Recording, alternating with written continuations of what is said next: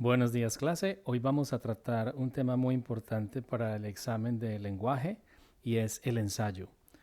Hemos recibido varios comentarios y sí, nos estamos demorando para tener más material de lenguaje, pero ahí vamos. Y muchas gracias a la señora Yajaira, a Wendy, a Connie, que nos están recomendando y solicitando este tipo de material. Bueno, empecemos. Entonces, ¿qué es un ensayo argumentativo?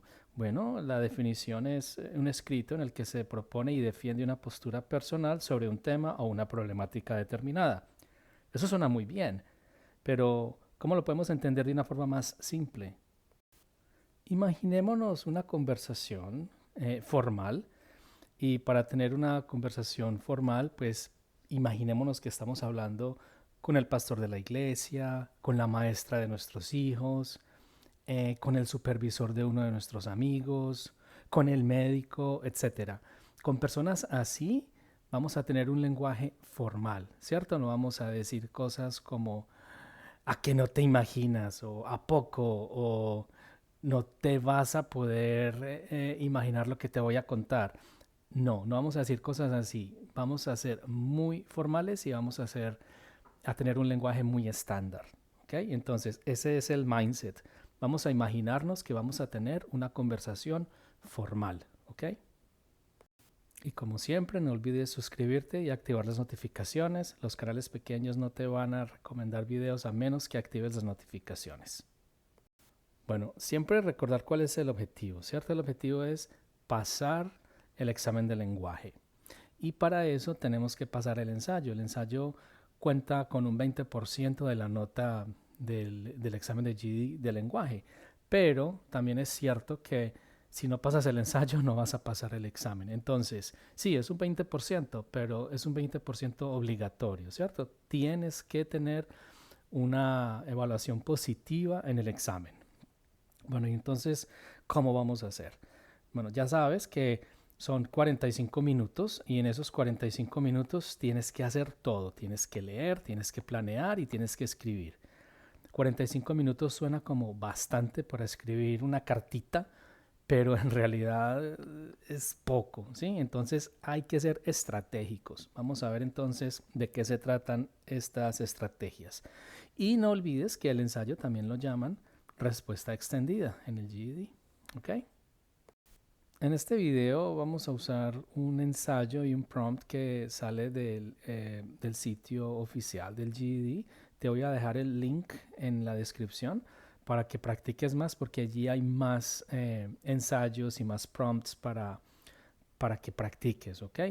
Entonces no olvides fijarte en la descripción antes de que termines el video. Acerca de leer, planear y escribir, no necesariamente tiene que ser en ese orden, ¿verdad?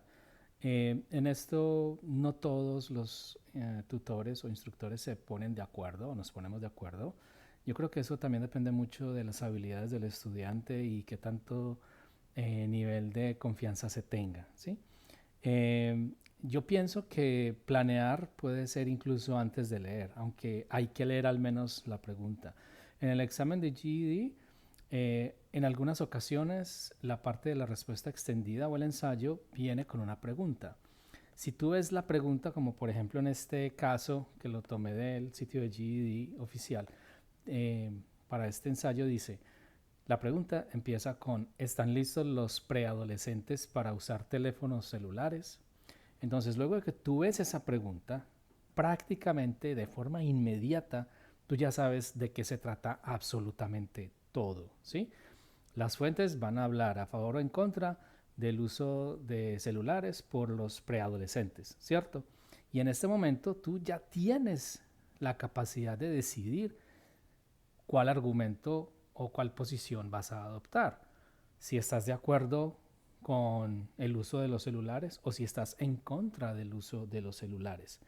Entonces, en este punto es, sobre todo cuando te dan la pregunta, es muy fácil que adoptes ya una posición. Entonces, casi que puedes empezar a planear antes de leer las fuentes. Bueno, pero esa es solo mi opinión. Tú puedes seguir tu estrategia como mejor te convenga. Pero en un caso como este, yo pienso que si te dan la pregunta, ya la mitad del trabajo prácticamente ya está hecha porque la estrategia va a girar alrededor de la posición que adoptes. Por ejemplo, en base a esta pregunta, yo voy a adoptar la posición de que no estoy de acuerdo con el uso de los celulares por parte de los preadolescentes, ¿cierto? Eso no quiere decir que si estoy a favor va a estar mal mi ensayo, no, ¿cierto? Tú ya sabes que no importa la posición que adoptes, lo que importa es que la defiendas bien y que la defiendas de una forma clara, ¿ok? Bueno, entonces pues sigamos a ver de qué se trata este planear de que estamos hablando. Bueno, entonces por ahora simplemente voy a seguir pasando. Esta me muestra una parte de la fuente 1 y la fuente 2. Voy a seguir hacia adelante. Más tarde regresamos a toda esta información. Este es el final de la segunda fuente. Bueno, ya sabemos que después de leer la pregunta que nos trae el ensayo, la respuesta extendida, ya sabemos qué posición vamos a adoptar. En ese momento podemos decidir.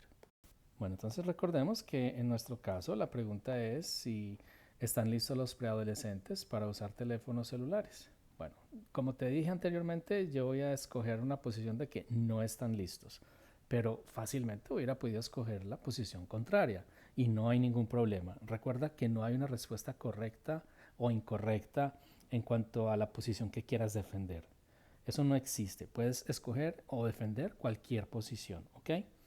Bueno, entonces a mí me parece que esto ahorra tiempo porque no necesito leer primero todas las fuentes para decidir qué posición voy a adoptar. Me parece muy conveniente porque, y por experiencia propia te lo digo, si leo las fuentes solo para decir, bueno, voy a adoptar la posición X o Y, luego voy a leer otra vez las fuentes para buscar qué aporta o qué apoya mi posición. Entonces voy a terminar leyendo más tiempo del que necesito, ¿sí?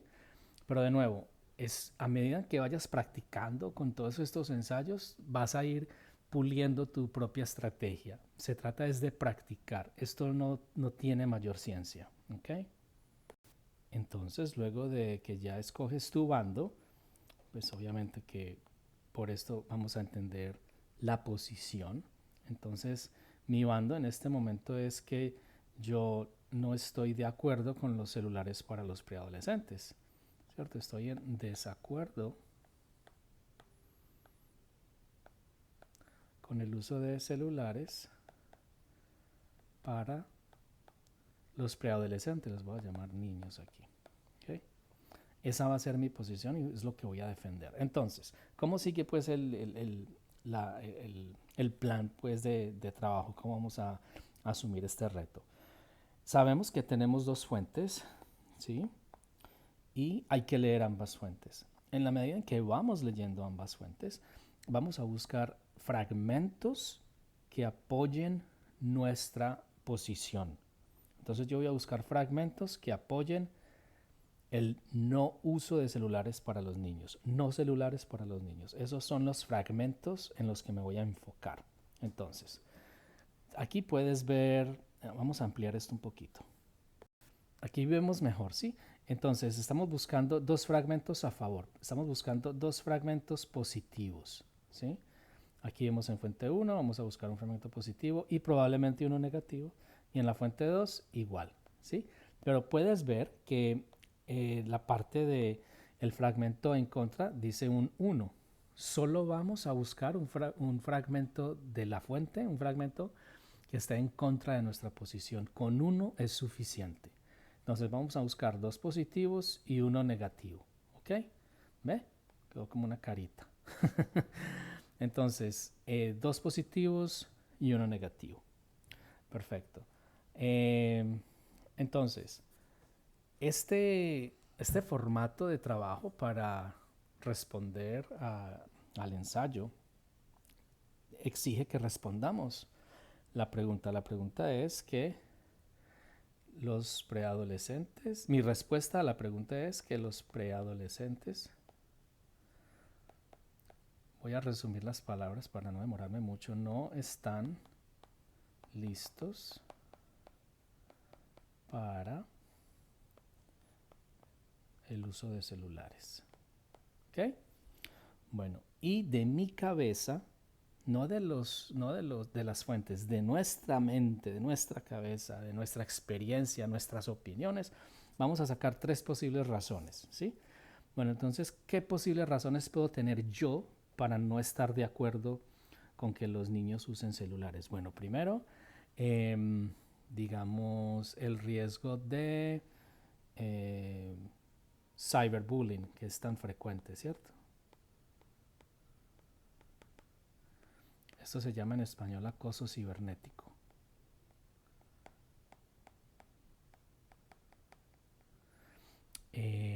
Inmadurez. Los niños yo pienso que no son lo suficientemente maduros para manejar un celular.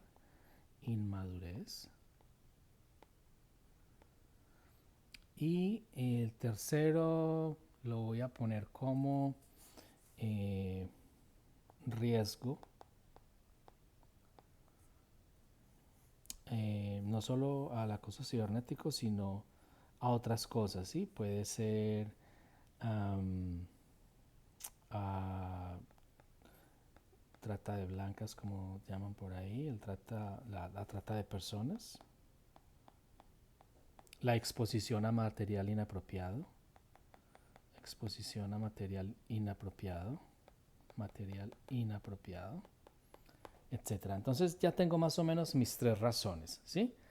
Entonces respondí la pregunta, dije no estoy de acuerdo con los celulares para los niños y listé tres razones, ¿ok? Bueno, entonces vamos a ver qué es lo que vamos a hacer con estos materiales. Bueno, entonces ya es hora de escribir, perdón, de leer las fuentes. Y vamos a subrayar las cosas según el plan que tenemos. Y vamos a mirar si encontramos los dos fragmentos a favor y al menos un fragmento en contra. Miremos entonces. Fuente número 1 dice discurso. Esta fuente es un discurso. Los preadolescentes están listos para usar teléfonos celulares. Y este discurso lo da Deborah Pendergast en la reunión cumbre para la seguridad de los niños. Gracias por invitarme a la primera reunión cumbre para la seguridad de los niños. Estamos aquí para discutir cómo podemos proteger a nuestros niños en un mundo cada vez más complejo. El tema de hoy es la tecnología, específicamente cuál es la edad ideal para darles a los niños sus propios teléfonos celulares. Como representante de una gran compañía de telecomunicaciones, recibo muchas preguntas de los padres sobre este tema. Y esto es lo que les digo. Depende del niño, por supuesto, pero en general 10 años de edad parece la edad correcta. Un estudio del 2012 realizado por la Liga Nacional de Consumidores me respalda. El estudio encontró que casi 60% de los niños de 8 a 12 años de edad ya tienen teléfonos celulares. Estos preadolescentes pueden ponerse en contacto con sus padres a cualquier hora y viceversa. Dando a los niños la sensación de control y a sus padres una sensación de seguridad.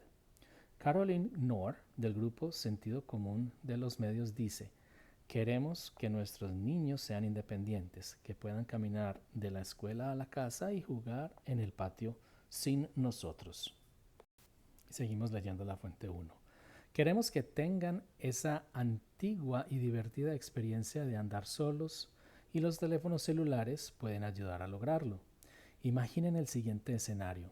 Le dices a tu hija de cuarto grado que la recogerás al salir de la escuela, pero estás atorado en el tráfico. Ella te está esperando y esperando y esperando. Pero si ambos tienen teléfonos celulares, le puedes llamar para decirle que estás retrasado y puede esperar dentro de la escuela, donde hay adultos. Entonces los dos respiran con alivio. Los psicólogos nos dicen que el periodo entre 10 y 12 años de edad es un tiempo de independencia creciente. Es un tiempo para enseñar a los niños a ser responsables y para darles la oportunidad de que ganen nuestra confianza. Proveerle un teléfono celular a un niño de 10 años de edad es una manera ideal de alcanzar estas metas y también les da la tranquilidad a los padres. Bueno, esa fue la primera fuente. ¿Qué podemos decir de esa primera fuente? Esa fuente está en contra de nosotros, ¿verdad? Entonces, voy poner el argumento en contra, lo voy a poner en rojo. Vamos a ver si lo logro encontrar por acá. Eh, Vamos a decir que los psicólogos dicen que el periodo entre 10 y 12 años es un tiempo de independencia creciente y que es un tiempo para enseñar a los niños a ser responsables y dar la oportunidad que ganen nuestra confianza. Proveerle un teléfono sería la manera ideal. Bueno, es un fragmento muy largo, pero en realidad el fragmento empieza en proveerle, ¿sí? Vamos a ver si lo puedo señalar mejor.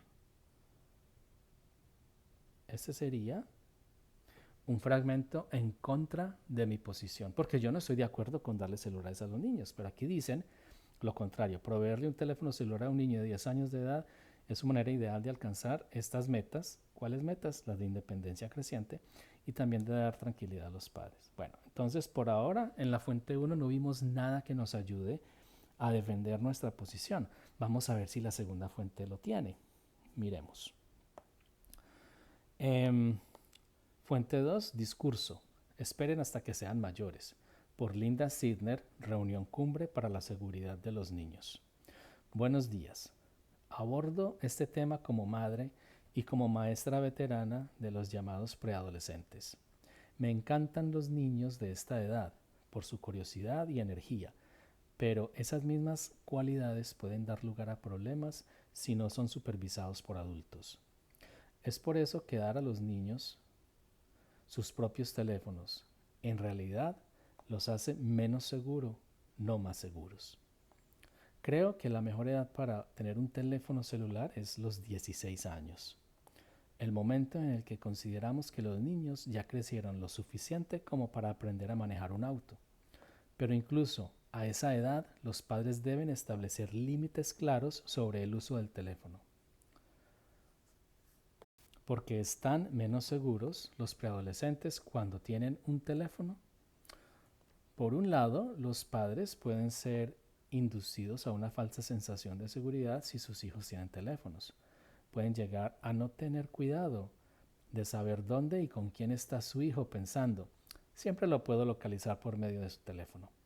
Por otro lado, los teléfonos celulares dan a los niños acceso a todos los espantosos, peligrosos e inapropiados sitios en la Internet, sin que los padres estén cerca para supervisar esta actividad.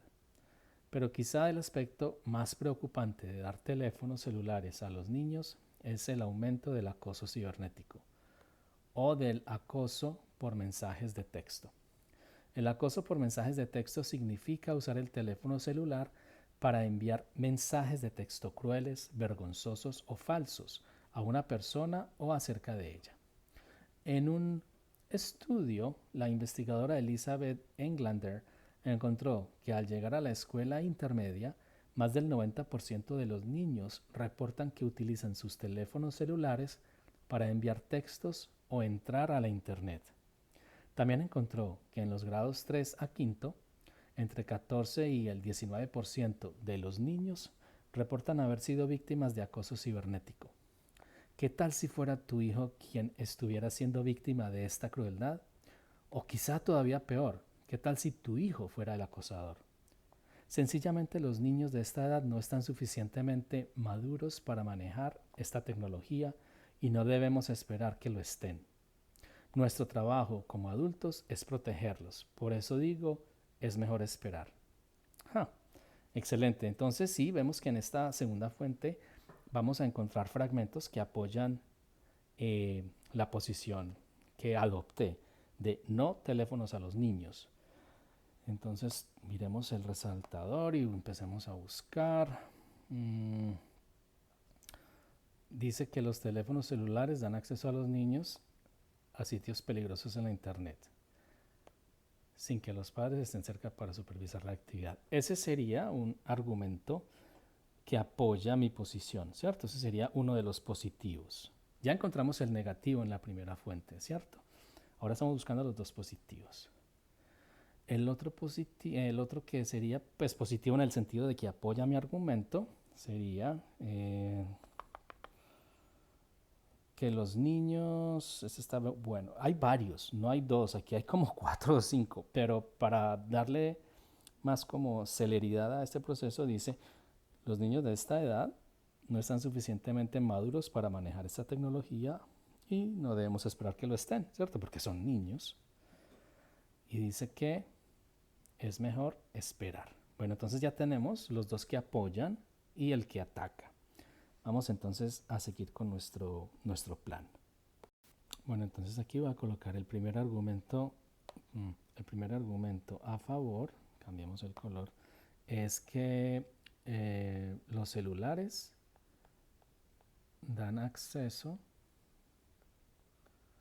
a sitios peligrosos. Allá decían que sitios espantosos, pongamos como está ahí, espantosos, ya sabemos de qué se trata, ¿cierto? Bueno, el otro argumento positivo, ¿cierto?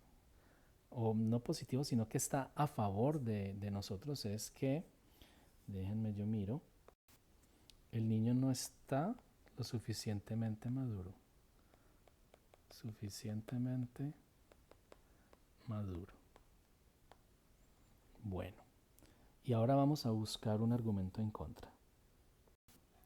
El que marcamos, ahora para este en contra, sí lo voy a poner en rojo, dice que es la forma ideal como de fomentar la independencia del niño, ¿cierto? Algo así dijo, fomentar la independencia del niño y darle seguridad a los padres. Y dar seguridad a los padres.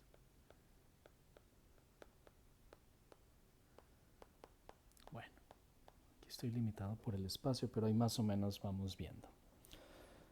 Listo. Entonces, este es el esquema. Ya encontramos los dos a favor y el que está en contra. Ya tenemos la carita. Y es hora de empezar pues a trabajar en el ensayo en sí. Solo para recordar, vamos a escribir aquí lo que teníamos en la imagen anterior. Entonces, las razones eran el acoso cibernético,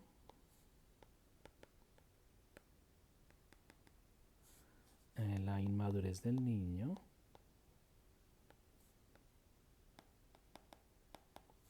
y ¿cuál era el tercero? Déjenme yo miro.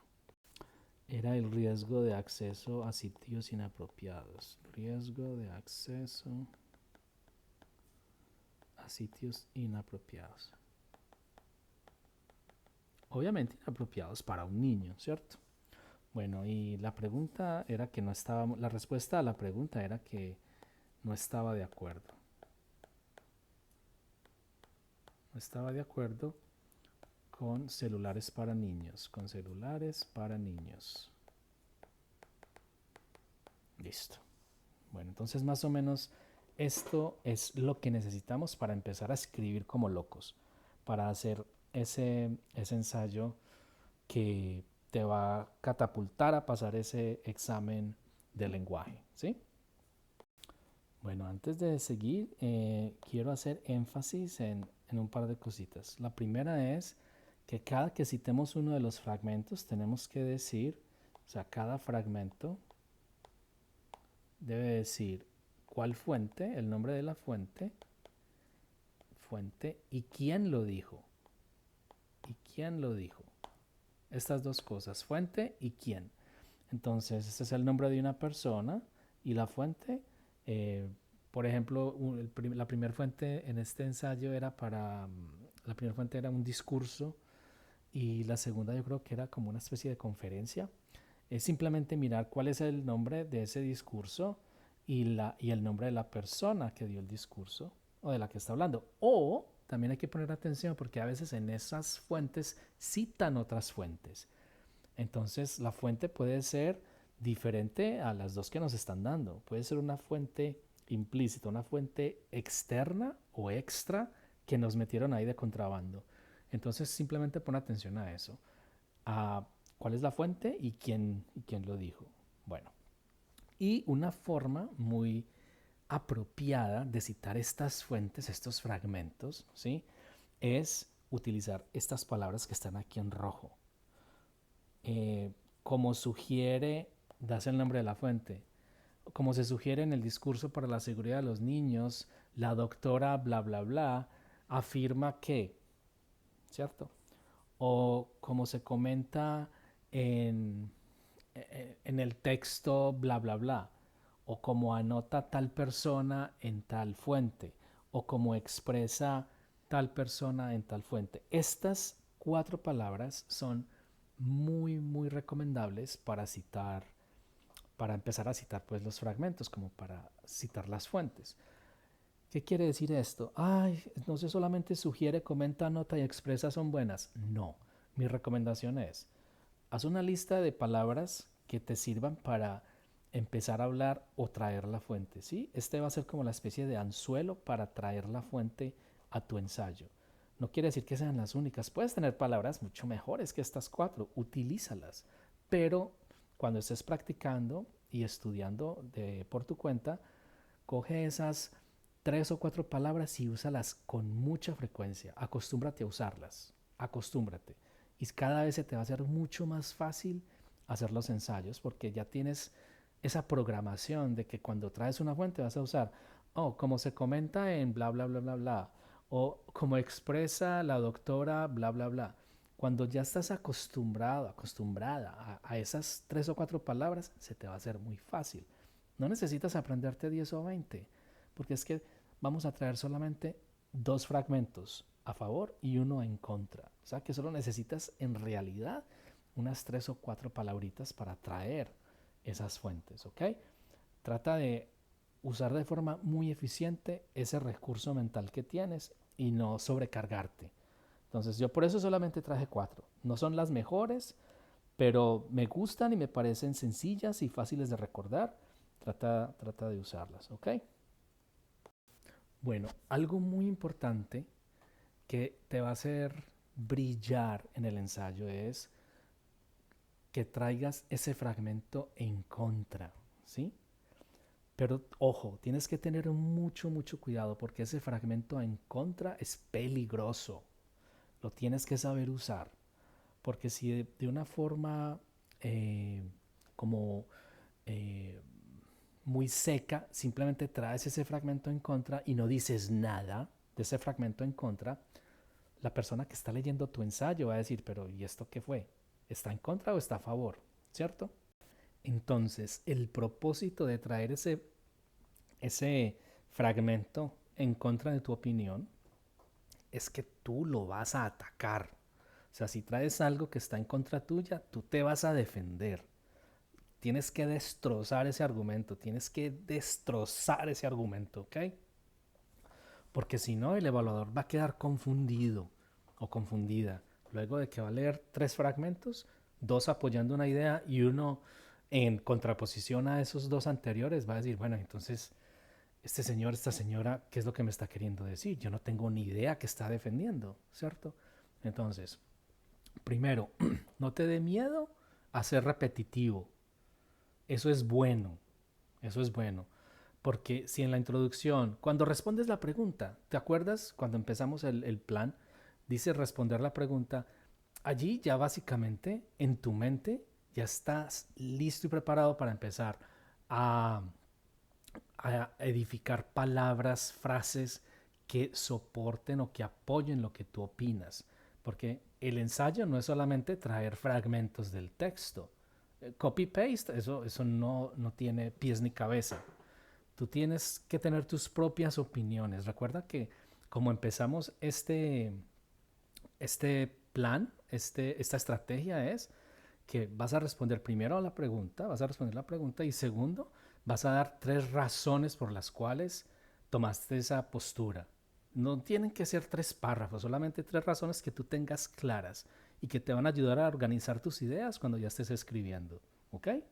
Bueno, entonces, a ver qué fue lo que yo escribí acá. Dice, si solo citas la idea en contra sin atacarla, puedes confundir al evaluador y hacerle pensar que no tienes una idea clara de lo que estás argumentando o defendiendo.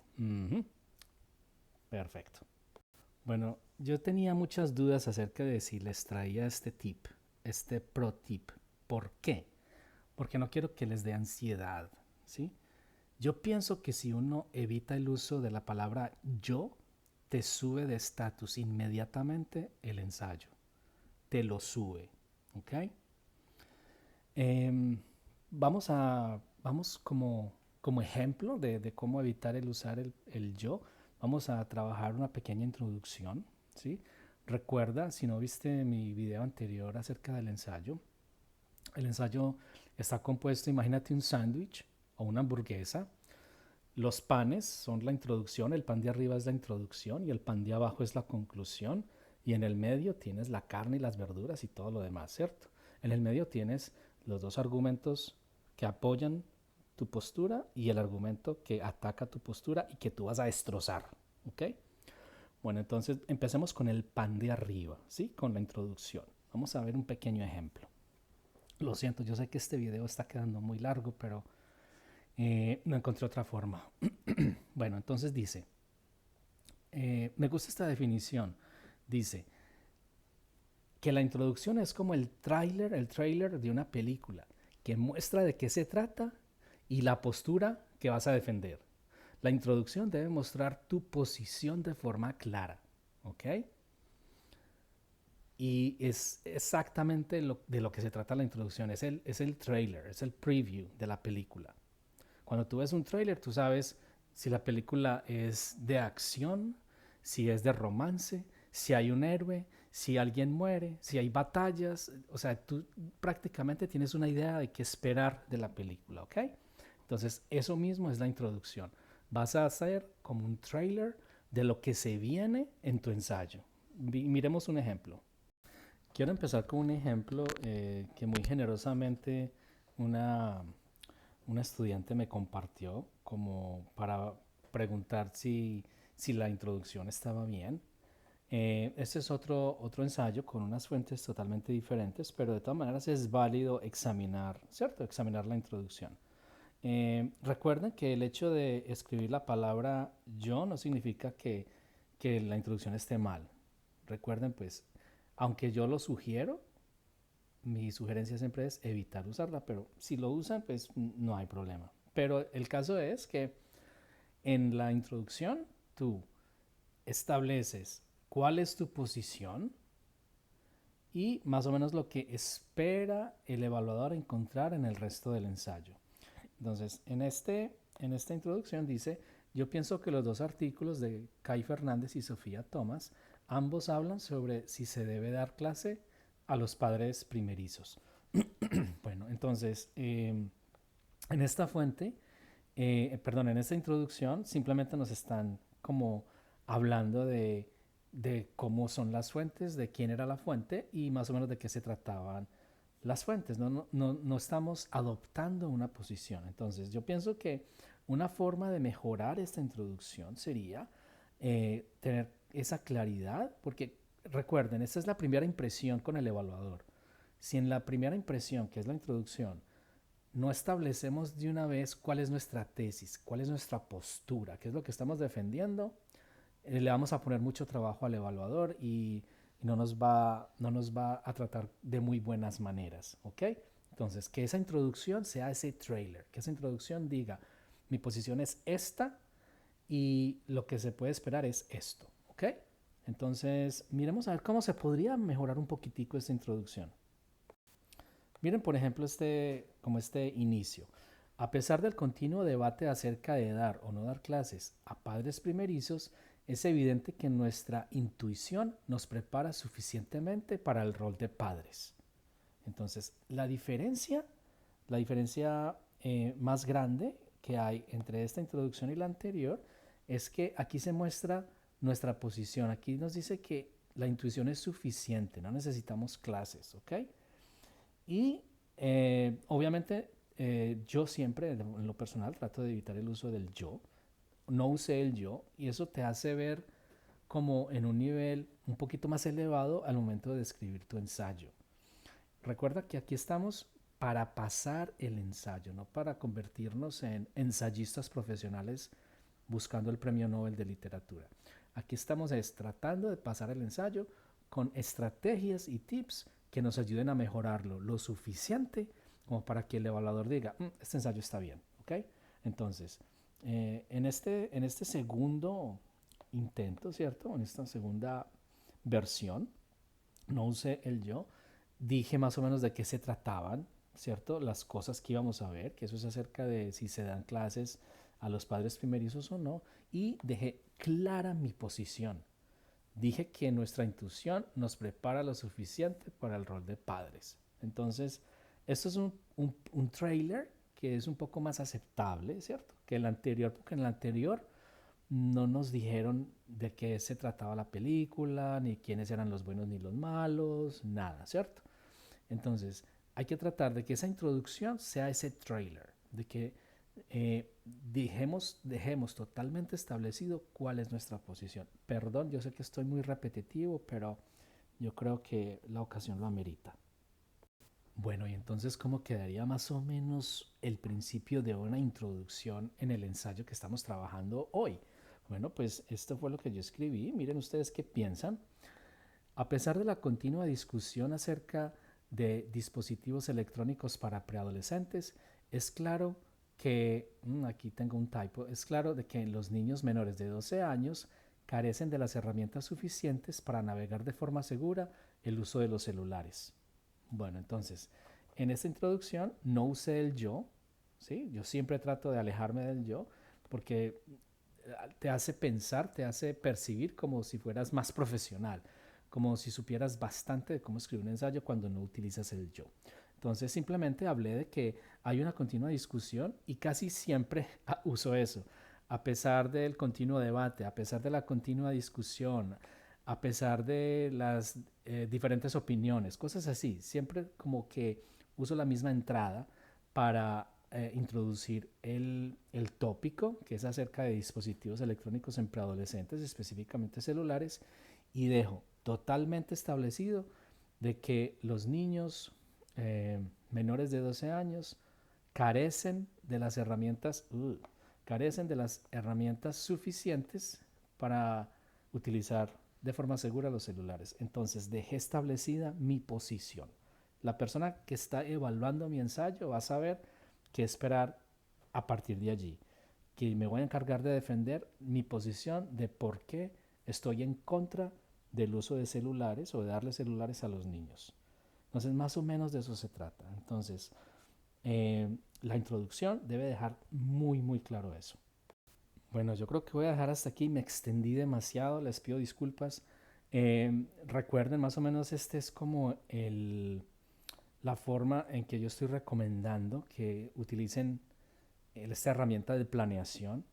Tienen las dos fuentes, busquen dos argumentos a favor y uno en contra. A la hora de que les den una pregunta, respondan. Hay casos en los que no les van a dar pregunta.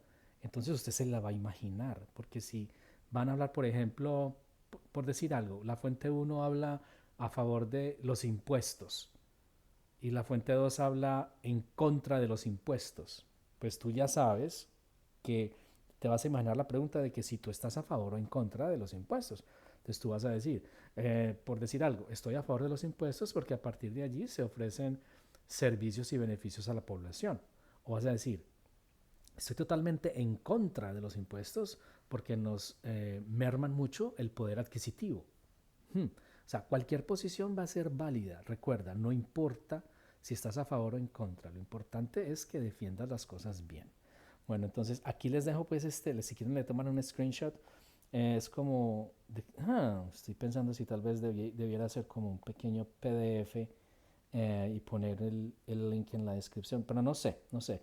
Pero entonces de todas maneras aquí les dejo esta sugerencia de la fuente uno sacar un argumento a favor, sacar en total dos argumentos a favor y uno en contra, de responder la pregunta y de dar las tres razones. Esas tres razones de aquí vas a poder argumentar en contra y a favor y sacar la conclusión final, ¿ok? Bueno, mucha suerte.